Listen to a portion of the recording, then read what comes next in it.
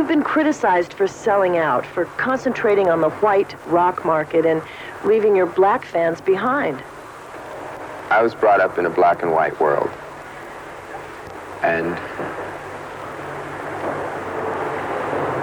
yes, black and white, night and day, rich and poor, black and white. And I listened to all kinds of music when I was young.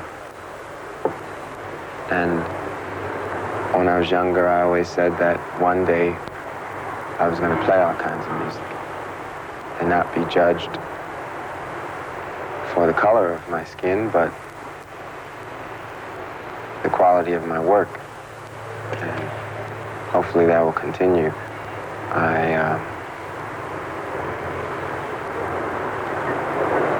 I think there are a lot of people out there that understand this. You've been criticized for not showing up at the We Are the World recording session last January. Why weren't you there? We had talked to the people that were doing the USA for Africa. And they said it was cool that I gave up a song for the album, which was the best thing for both of us, I think. I'm strongest in a situation where I'm surrounded by people I know. It's better that I did it that way, the music, than going down and participating there. I probably would have just clammed up with so many great people in the room.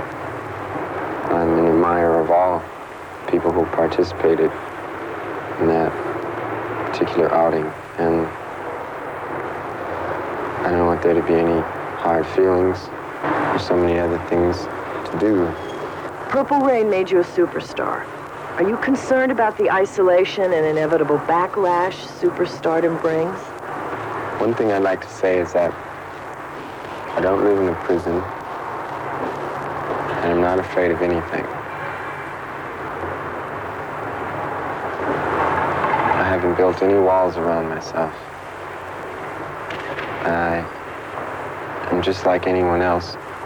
I need love and water, and I'm not afraid of a backlash, and I don't really consider myself a superstar.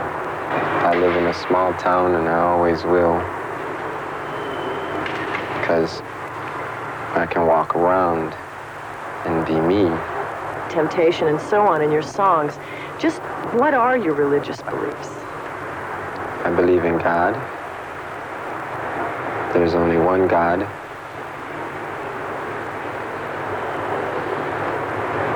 And I believe in the afterworld.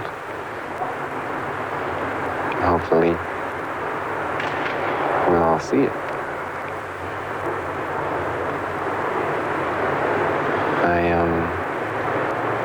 I've been accused of a lot of things contrary to this. And I just want people to know that I'm very sincere in my beliefs. Don't you like surprises? Guess not. It is true, I record very fast. It goes even quicker now that the girls help me. The girls meaning Wendy and Lisa, not these girls. I don't really think I left my funk roots to begin with anywhere along the line. Around the World in a Day is a funky album. Why didn't you release any singles or videos before Around the World in a Day came out? Because I wanted this album to be listened to and judged, critiqued,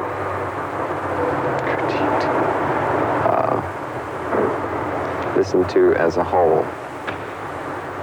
Dig? Your new video and single is called America. How would you characterize it? Straightforward, forwardly patriotic. James Brown played a big influence on my style. When I was about 10 years old, my stepdad put me on the stage with him, and I danced a little bit until the bodyguard took me off.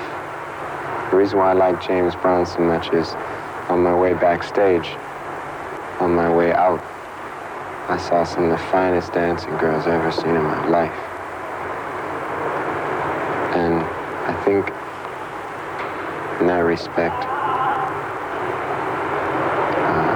he influenced me by his control over his group, his dancing girls. Another big influence was Joni Mitchell. She taught me a lot about color and sound. And to her, I'm very grateful. I strive for originality in my work, and hopefully it'll be perceived that way. Directed their videos. Now you've started your own record label, Paisley Park. What are you striving for? One thing I try to do with the things that I direct, mainly for our acts, is go for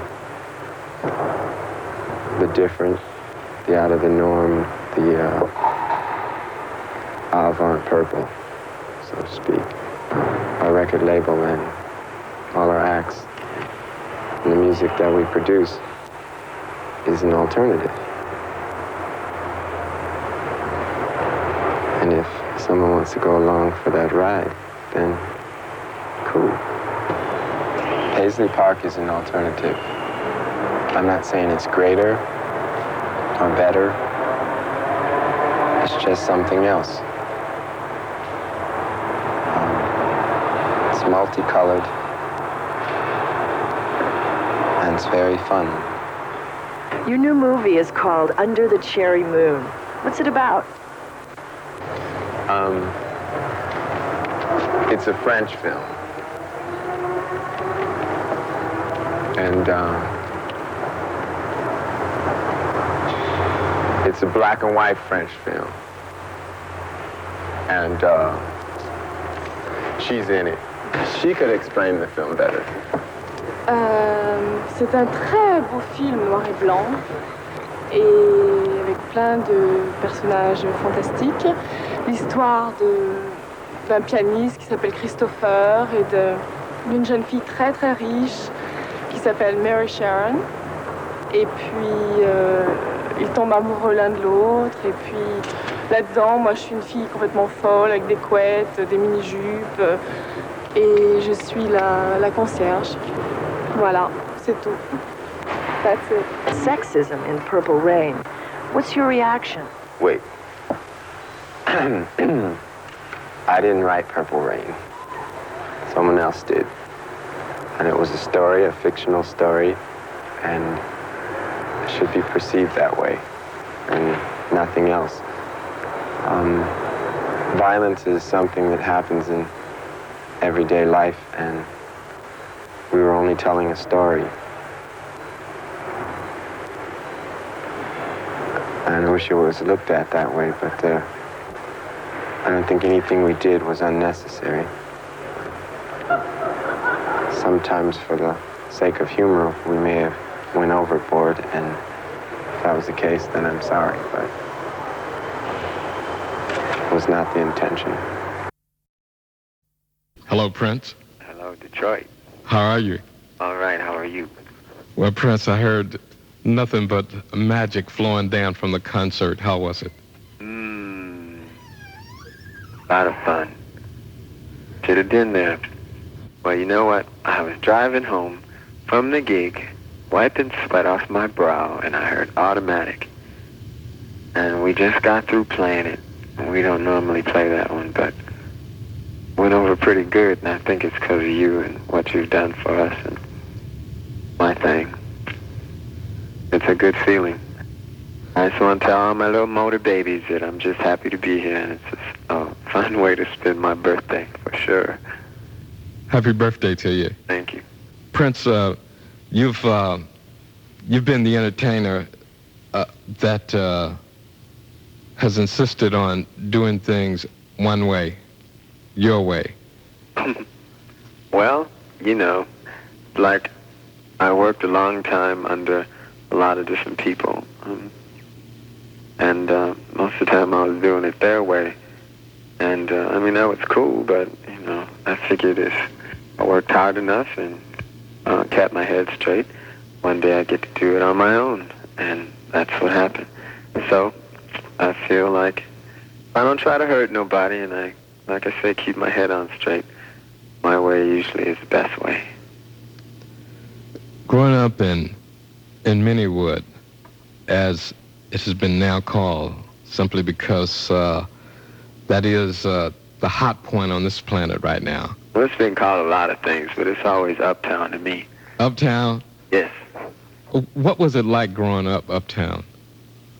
Pretty different. Kind of sad, to be exact. I mean, the radio was dead, the discos was dead, ladies was kind of dead.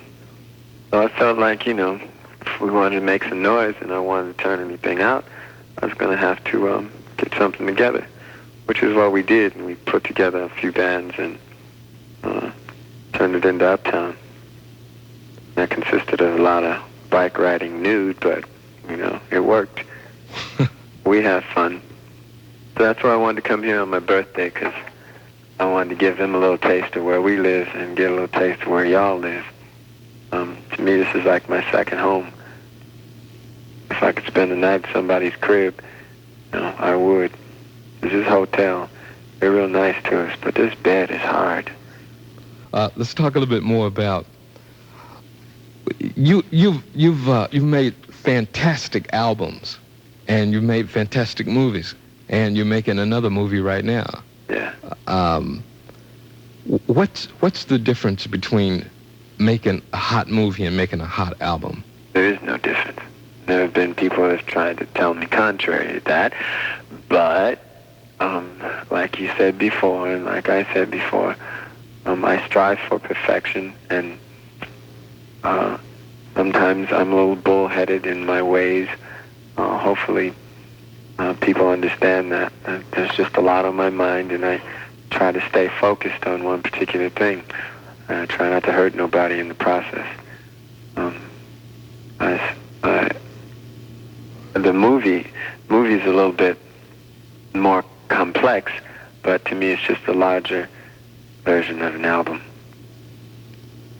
There are scenes and there are songs, and they all go together to make this painting. And I'm the painter, and y'all is the paintees. You know, hopefully it's something that you can get into. Jerome Benton stars in this new film with me, and he's on his way to becoming very, very big. I'm real proud of him. He takes direction well, and he gives direction well, and I expect a lot of big things from him. Speaking of Jerome Benton and other people who've flown under the wings of Prince, and also speaking of Detroit's own Billy Sparks, you know, a person that you like took from Detroit, put him in your first movie. Yes. And you've always maintained contact with people that you've always been in contact with. Oh yeah, without a doubt. I mean, there's people that have flown the coop, so to speak, and gone off to do their own thing, which is great, and I stand behind them and support them with whatever they do. But contrary to rumors, we're all real tight still, and I have a strange feeling we're all going to be together again one day. We'll have to see. Do you think that there's a possibility that after this movie has been released, that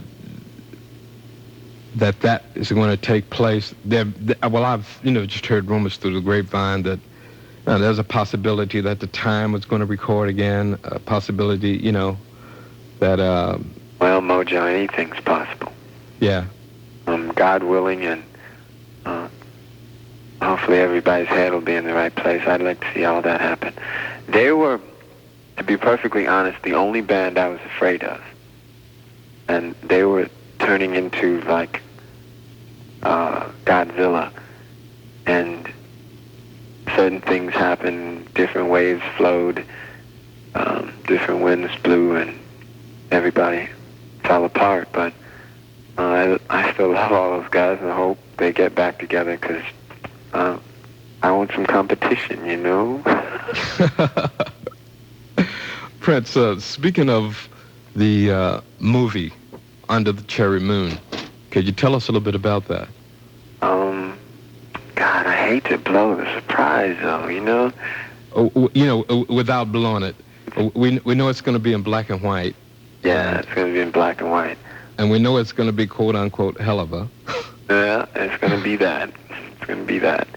All I can tell you is that you'll have a good time. I'm hoping that everyone understands where I was trying to go with it. It is like an album for me, and I put my heart and soul into it, and I worked very long and very hard. Jerome did the same, and there's a message behind it all, and I'm hoping that people think about it when they leave. You know, that's the main thing. It's a lot of fun, but there's something to think about when it's over. You know, there's a reason for everything. Let's talk about the album Around the World in a Day, which I think was one of the greatest albums. My favorite. It's absolutely my favorite, without question. Tunes like Around the World in a Day, Paisley Park. What type of mood were you in when you recorded that album?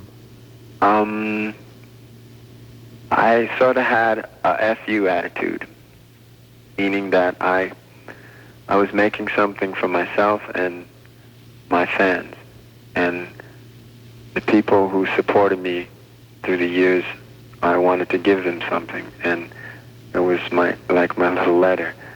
And those people are the ones that wrote me back and told me that they felt what I was feeling, you know. And you know, record sales and things like that, it really doesn't matter, you know. I mean, it keeps the roof over your head, and it keeps money in all these folks' pockets that I got hanging around here, you know. But it basically stems from the music, and I'm just hoping that people understand that you know, money's one thing, but soul is another, and that's all we're really trying to do, you know. It's I don't know.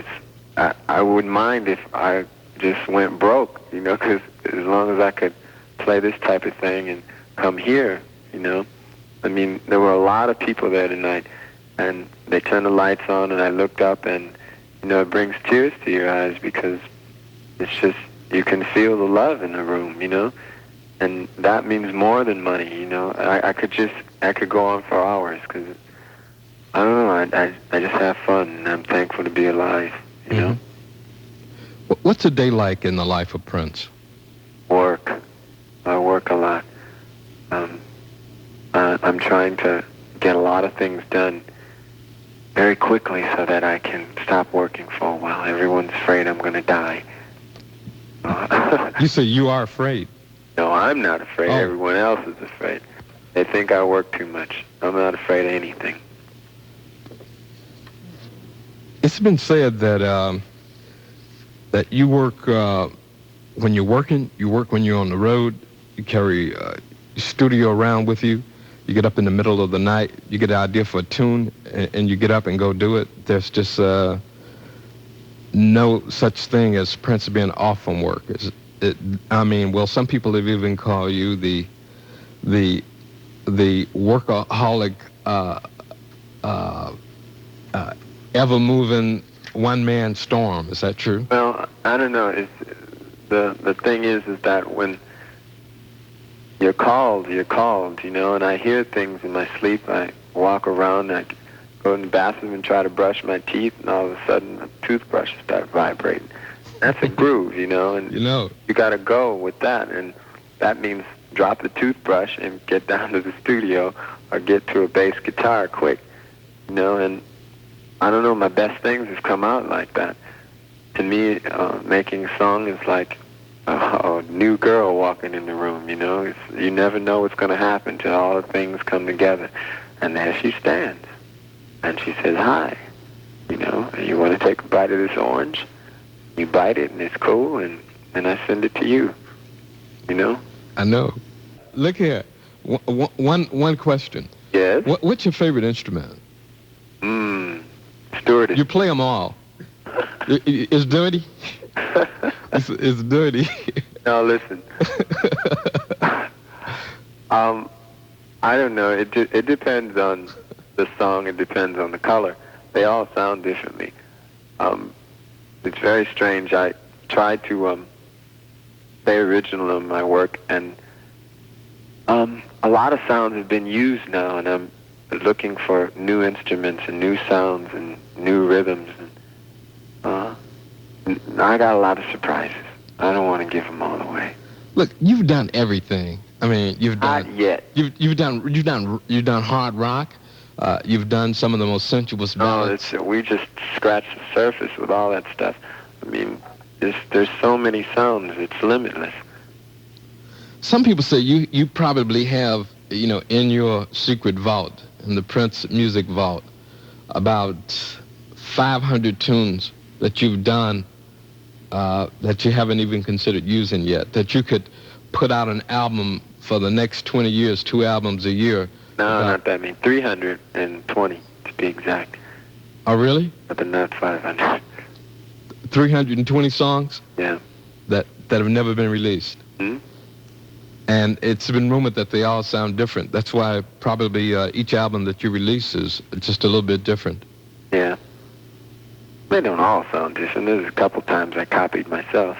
It's all right. It's all right to copy yourself. You think you hit on something right, you try to do it again, you know. So, I don't know. No, I try not to do that too much. If I do that, there's usually someone around, Wendy or Lisa, someone to say, hey, man, I've heard that, put it away. And it goes away, and we don't hear from that's all for a while. Mojo. Yeah. Guess what? What is that? We're all going to go see Purple Rain tonight. You are? Yep. Look, yeah, I've seen it 12 times. I've seen it too many times, but I want to watch it again. I've seen it 12 times, and I'll go watch it tonight. I tell you what, I'm going to ask everybody out there to go watch Purple Rain. But what time will you be watching it? About 15, 20 minutes, maybe? No, about 3 minutes. About 3 minutes? Knocking on my door now. Okay, everybody's getting ready to go and turn the VCRs on right now to Purple Rain. Tell you what I'm going to do. What is that? I'll back tomorrow, and I'm going to leave a little message at about 4:30. And this one's just for all the Purple people. And I think they'll understand. You say call you back tomorrow? I'll call you. You're going to call me? I got your number. You got my number? Yep. 4:30. All right. Prince, it's been one big pleasure. I mean, like, you know, words cannot describe, you know, this moment. And I don't think words can describe how Detroit feels about Prince.